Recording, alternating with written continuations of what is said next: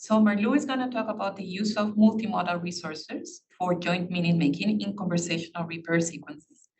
Marlou Rasenberg is a PhD student in the Multimodal Language and Cognition Lab at the Radboud University at the Max Planck Institute for Psycholinguistics in Nijmegen. She studies the sequential and multimodal aspects of social interactions in order to gain a deeper understanding of how conversational partners co-construct meaning. She focuses on interactional practices such as alignment and other initiated repair, and investigates how speech and gesture are flexibly deployed in such practices to reach intersubjectivity. So thank you, Marlou, for accepting our invitation, and please go ahead. Yeah, thank you. Thank you very much. I'm happy to share this work with you. So let me just share my screen. Can you all see the screen? Yes. The slides, yeah. Can you hear me fine as well? Yes. Okay, great. Then, okay. Right, so I'm going to walk you through this project. It's an ongoing project, we're still working on it. And so it's on the use of multimodal resources for joint meaning making in conversational repair sequences. So here I'd like to start from the notion that social interactions are joint actions, right? So people work together in dialogue, they engage in interactive meaning making, where they co-construct meaning by building on top of each other's contributions. And we have also particular conversational practices to negotiate mutual understanding. And one such practice that I'm focusing on here is other-initiated repair. So to explain to you what other-initiated repair is, let's just dive into an example straight away. So take this turn where someone says, oh, Sibby's sister had a baby boy. And imagine the conversational partner replying with who? And a following response, Sibby's sister. So what we have here is a turn which is in some way problematic. We call it a trouble source. So this turn was either not completely heard or not completely understood by the conversational partner. And this person then initiates repair. So says who to kind of invite the speaker of the prior turn to fix it, to repair the trouble in this dialogue. And this is then done in the subsequent turn in what we call a repair solution. So this kind of phenomenon and the three components has been studied quite a lot in conversation analysis. And I'm going to work kind of with that way of framing this phenomenon and using these terms throughout. And this phenomenon, it's an important part of dialogue, and it has been empirically studied and found that it on average occurs once every 1.4 minutes. And this was found in a sample of 12 languages worldwide. So yeah, it appears to be a universal phenomenon, which is also guided by particular universal principles. So if we look closer into other-initiated repair, we can see that there are three different ways of doing this. There are three different types of repair. So if we take this trouble source again, oh, Sibby's sister had a baby boy, we might, as an addressee of that turn, it could be that we didn't understand anything, or maybe we didn't hear the turn at all. So we have to invite our conversational partner in kind of an open way to fix it. So we might, for example, say, huh? Where we kind of leave open where or what the problem is. And this usually then results in the other speaker repeating the whole prior turn. But we might also be somewhat more specific if we didn't hear or didn't understand only a small part of the turn, like we have seen with this who, right? So if we have understood a part of this utterance and we ask for repetition of a particular part. So here then Sibby's sister. And we might be even more specific if we have already some idea of what was said or what was meant with a particular turn, and then we can initiate repair through a restricted offer. So we could say something like, she had a boy, which then is a candidate understanding. So I'm offering you, okay, this is what I think you said or what I think you meant, please confirm it, right? So here, this is then followed by yes. So as you can already see from these examples, what we have in these different types of repair is quite some differences in how much work people put into solving the problem. So if we look at the repair initiations, we see that if we move from least specific or weakest repair initiations, like to the more specific ones, that the turns get longer. Right? So the more specific the repair initiation, the longer the turns tend to be. So the more effort that is put in by the person initiating repair. And we find the opposite for the repair solution. Right? So if this person initiating repair just cannot do more than just come with an open request, it means that their conversational partner has to do more of the work. And what was found in this earlier study is that this division of labor is a function of the type of repair that is used, and also that people tend to be as specific as possible. So there is sort of a conversational norm for the person initiating repair to be as specific as possible. So preferably they use restricted offers, but only if they really haven't heard the whole turn, or if they cannot do anything else, then initiating repair with an open request, they will do so, but it means that they are putting more work on their conversational partner, right? So we have this balance in the way that people try to resolve repair in a way that is kind of has minimum cost for the dyad as a social unit. However, this has mostly been looked at from like a focus on speech. So the work in conversation analysis, like traditionally, it's been focused quite a lot on speech, and also this work where they really quantify the use of repair across all of these languages and quantify the division of labor, that has also been done by looking at speech. However, as you all know, dialogue is multimodal. We can also use bodily signals in dialogue, and these might also come in repair sequences. So there is some work on how people use nonverbal signals to initiate repair. So these tend to be facial expressions like frowning, or people might also use posture, so they lean forward, maybe combined with like a frown. Can be some gestures, for example, a cupped hand behind the ear to indicate that you didn't hear something.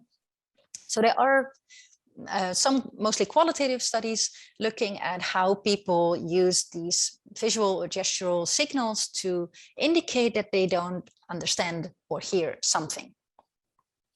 However, gestures haven't really been studied much, and also the distinction between different types of repair hasn't been made in these studies. So most of this is actually open requests, right? So if people lean forward and they frown, they signal that they have some problem with a prior turn, but they don't indicate what exactly is problematic. And they also cannot, using frowning, offer a candidate understanding, right? For that, we will need different semiotic resources. So perhaps gesture might play a role there, but it hasn't been studied yet.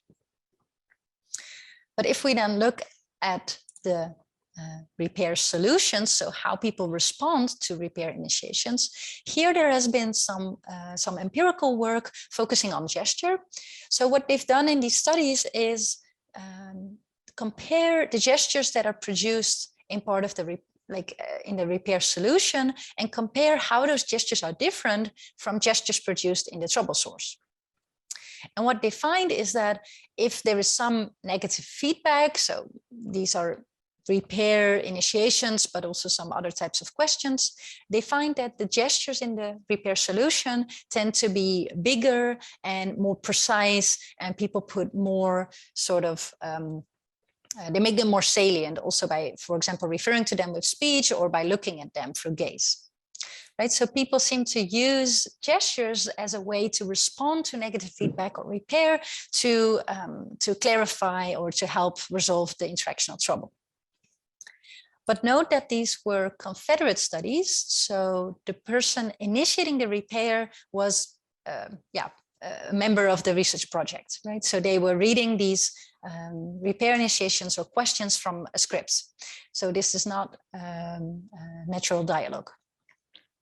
So we have some ideas about how nonverbal signals and gestures are used in repair sequences, but this work has also really focused on individual terms.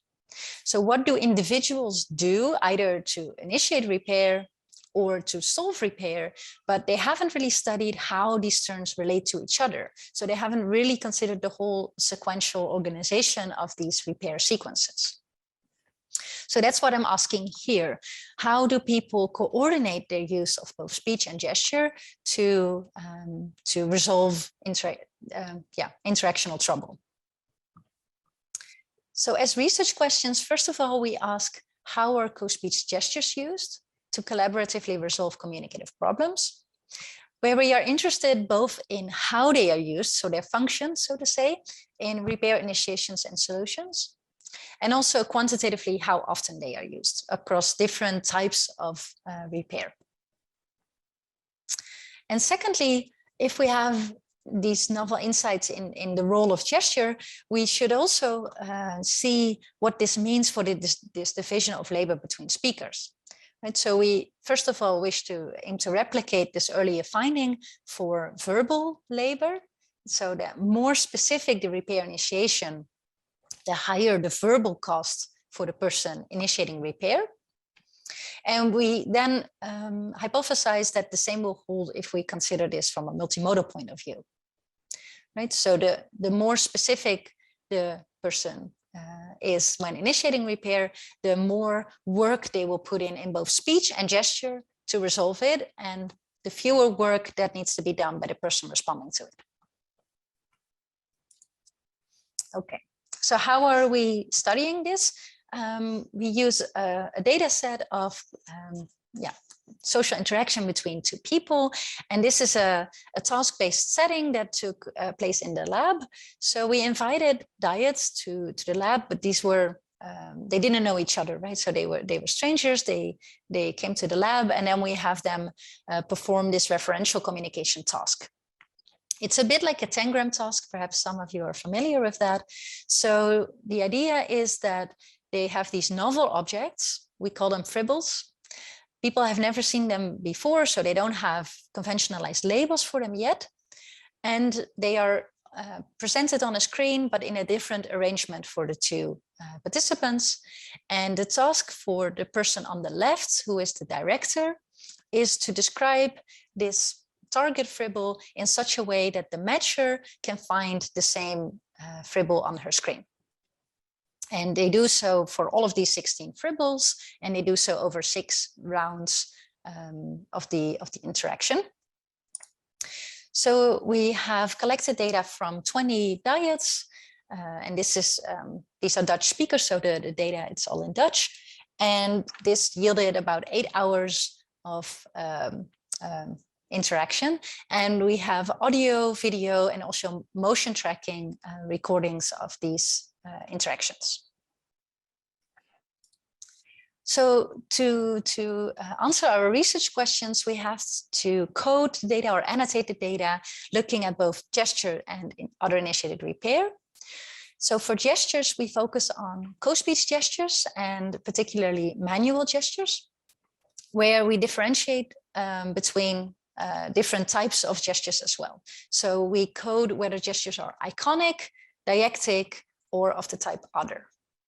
And I'm not sure how familiar you are with gesture research, so just briefly, iconic gestures are gestures that have some resemblance in terms of form and meaning.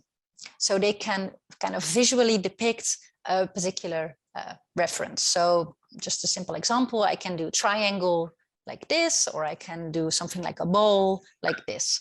So there is iconicity used in these gestures to depict a particular referent.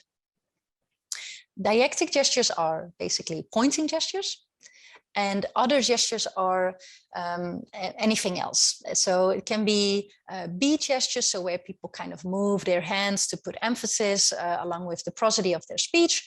It can also be sort of more interactive gestures where they kind of mark something that has to do with the discourse structure, so to say, of what they are talking about. So after having coded all of the gestures, we also code other initiated repair. And fortunately here we could use an existing coding scheme. So this is the scheme that was also used in the earlier work looking at the 12 languages. So we adopted that for this study.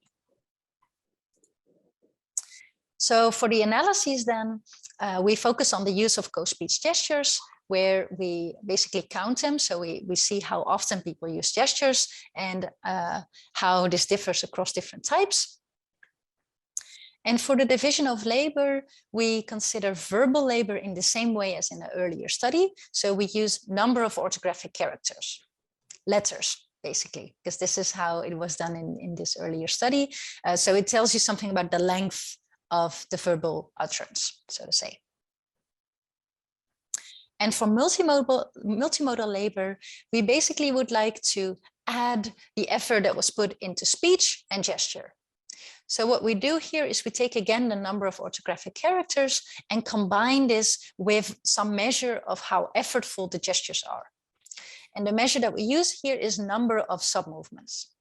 So I will briefly kind of show you what sub-movements are in gesture. So here we have an example of a participant who depicts this square or this plane on the front of the fribble, and she produces a gesture like this. So it's a single downward movement. And if we look at this, this plot of the speed of the hands, we see that there is kind of like a fast increase, and then that's it. So it's a single movement, it's a single sub-movement, and in that sense, it's not a very complex gesture, or you could also say there is sort of one information unit expressed in this gesture. But if we compare this to a different type of gesture, where here this participant is depicting sort of the base shape or the cup shape of this fribble, and her gesture looks like this. Here we have a more complex gesture because we have different sub-components or sub-movements in this gesture. So we have 1, 2, 3, 4. And you can see that in this plot with, maybe it's a bit small, with these red little dots. So anytime there is sort of a peak, then this is counted as a sub-movement. So here we have a gesture with 4 sub-movements, and this one has only 1. So we take these measures of sub-movements, take the number of orthographic characters, we've normalized it, and then this together becomes our measure of multimodal labor or multimodal effort. Okay, so after we have coded everything, we quantified the labor. Let me walk you through what this data set looks like and our results.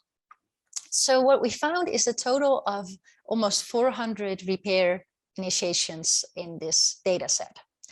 But of course, there is variation across diets. So that's shown in this figure here. So we found 19 repair initiations on average for every interaction. And this means that there is a repair initiation about once every 1.5 minutes. So it's very similar to what was found in this earlier work on conversations in all of these languages worldwide. And if we look at the different types of repair, we find that restricted offers are by far most common. And there were various explanations for this, but it at least also kind of fits this specificity principle that says that people should be as specific as possible, right? So we also see that in this data set, that when people can, they will use restricted offers rather than open requests or restricted requests. So turning to our first question, how are co-speech gestures used in repair initiations? So how I'm going to walk you through kind of how gestures are used is by just showing you examples of what we see in this data set. And I'll do so for the 3 different types of repair. So for open requests, there was a trouble source turn, which was rather long. It was a description, like on top there is this, at the bottom there is that, and then you have, and here the addressee of that turn is initiating repair by saying, wait a sec, come again, and using this gesture, which is a gesture of the type other, as it's not an iconic depiction, it's also not a pointing gesture, but it's kind of marking, like kind of, hey, wait, like hold on, so to say. Then for restricted requests, we had a trouble source like maybe focus on that left part. After having already described that left part, and they say maybe focus on that left part. And then the repair initiation is, yes, what does that left part look like? With a gesture kind of depicting that left part, but in a rather general way. So what we see here is that in both speech and gesture, people tie back to the earlier turn. So they pick out a particular part of the turn and say, look, this is problematic here, I need more information on. And finally, for restricted offer, there was a trouble source like, and the small arm on the left. And then the restricted offer was, yes, like this, with a gesture. So here what we have is a participant offering a candidate understanding. So offering, okay, this is what I think you mean, but this offer is really in the gesture, right? If we would neglect the gesture here, if we would only look at the speech, there is no candidate understanding offered. So it is through the iconicity of the gestural modality that people can present like, okay, this is what I think you meant. So what we've seen then for how gestures are used in repair initiations is that people can use them to stall the conversation, to tie back to a trouble source, or to offer a candidate understanding. Moving on to the repair solutions and how gestures are used there, what we see for open requests and restricted requests, which usually invite either repetitions of the trouble source or like further elaboration or clarifications. So as an example, there was a repair initiation like, what? A dog biscuit with a trumpet? So clearly there was some trouble understanding this earlier turn. And the response to this then is a rather lengthy turn. So an explanation like, yes, on the left it has this, and on the top it has like a trumpet. And here a number of iconic gestures are used. So I'll just show you. Right, so there's a verbal description of these two round protrusions and a trumpet. And this is produced along with these co-speech iconic gestures. For restricted offers then, these are really different in the sense that they do not invite like repetition or elaborations, but they invite confirmations of a particular candidate understanding that is offered. So here we have such a candidate understanding, which is just that goes straight down like this. Right? So they are talking about a particular part of this fribble, and this is the candidate understanding that is offered. And this is then confirmed by saying, yes, exactly, and by repeating the gesture. So I will just quickly show you what that looks like. So you can see that here we have a really similar gesture that is used to confirm the candidate understanding. And in a way you could say it is kind of to confirm, yes, what you gestured, that is correct. So in solutions then we see that gestures can be used to either repeat the trouble source if there were already gestures there, or to further clarify what was meant with a particular turn. But they can also be used to confirm offers. Okay. So now turning to the question of how often gestures are used across different repair types.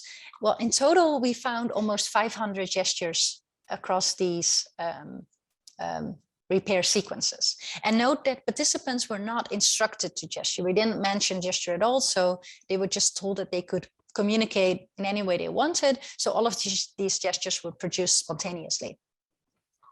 And if we look at how they are distributed across the different types, we find that gestures that are part of repair initiations of the type open request or restricted request are very rare, right? So they hardly occur at all. So these are terms like huh or sorry, or questions like on which side or which one. So here it's very rare for people to use gestures. Whereas if we look at initiations where people offer a candidate understanding, here it's more frequent.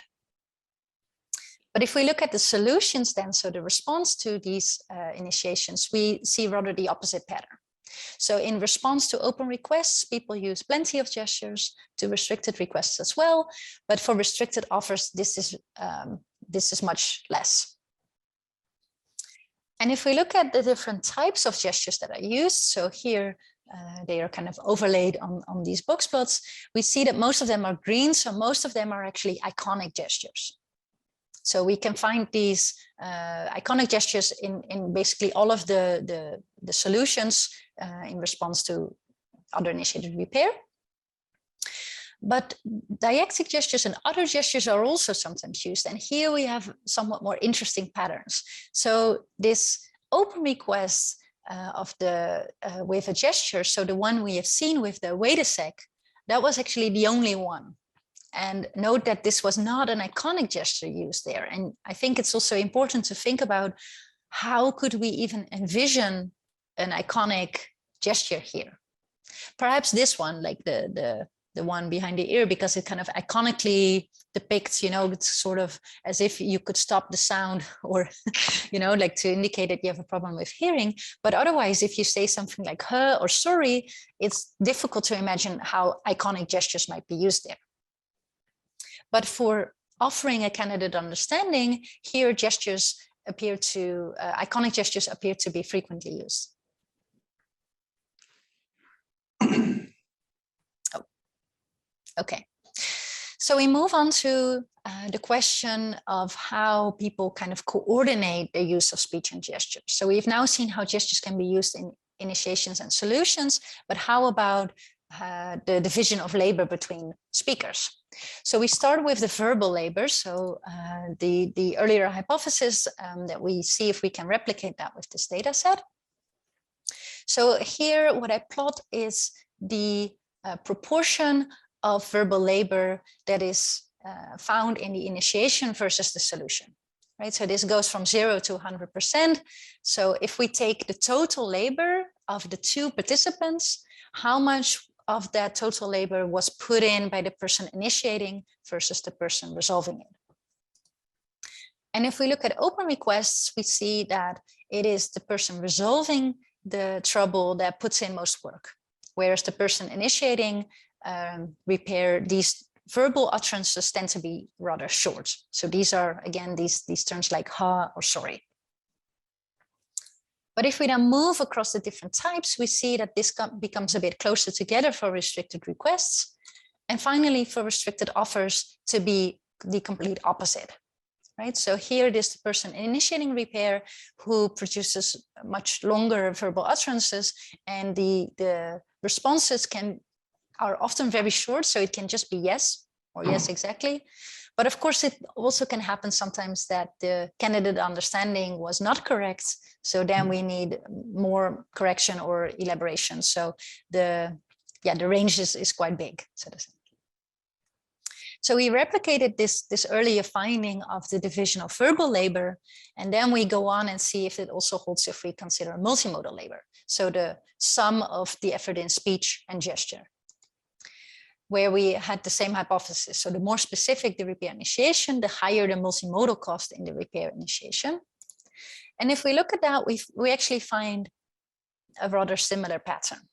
So it's somewhat different. In the open request, it becomes even more pronounced, whereas for restricted offers, it's the variation is even quite a bit bigger, but the pattern is the same. So the more specific the repair initiation, which is desirable, right, given this specificity principle, the more work the person initiating repair puts in, multimodally. And if we look at the total multimodal labor across these different types of repair, we also find that in restricted offers, these are sort of least costly.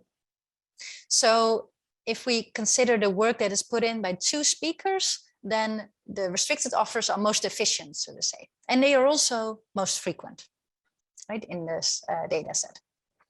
So it says something about how people in an efficient and in a collaborative manner try to keep disruptions to dialogue to a minimum. I hope, yeah, there is some noise outside. I hope it doesn't disturb too much. Cannot do much about it, but all right.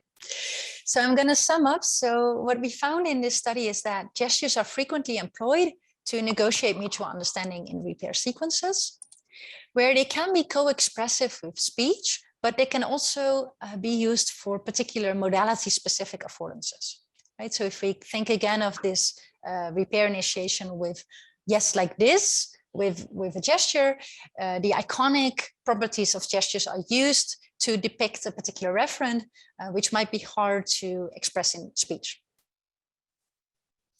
And we found that people employ these multimodal resources in a collaborative manner, where they use speech and gesture to really kind of sequentially build on each other's contributions. So they can be used to tie back to a partner's turn, they can be used to confirm a partner's restricted offer, etc. And we find that this multimodal cost is shared by participants in a way that is predicted by the type of repair initiation. So kind of wrapping up and seeing this in a bigger picture, I think repair, other initiated repair really is a key kind of phenomenon to look into if we try to understand mutual understanding as a public, negotiated, interactional achievement, right? So what is it in the dialogue? So how is it embedded in the dialogue that people co-construct meaning? And here, other initiated repair is a clear, like an important resource. And we see that people really work together. So it's a collaborative and multimodal efforts that people put in to keep disruptions to dialogue to a minimum. And in order to kind of get at this, I think we should really consider the sequential organization of multimodal behavior. So in this study, by not looking at just what are individual turns, individual speakers doing in particular turns, but by also considering how those turns are related and how the effort is distributed across participants, we can get at a better understanding of social interaction, where I also think that this combination of qualitative and quantitative analyses can be insightful. So that's it. Thank you. And I'm very happy to hear any questions or comments. I think I'll stop sharing. Marlou, thank you very much. See you. Yeah.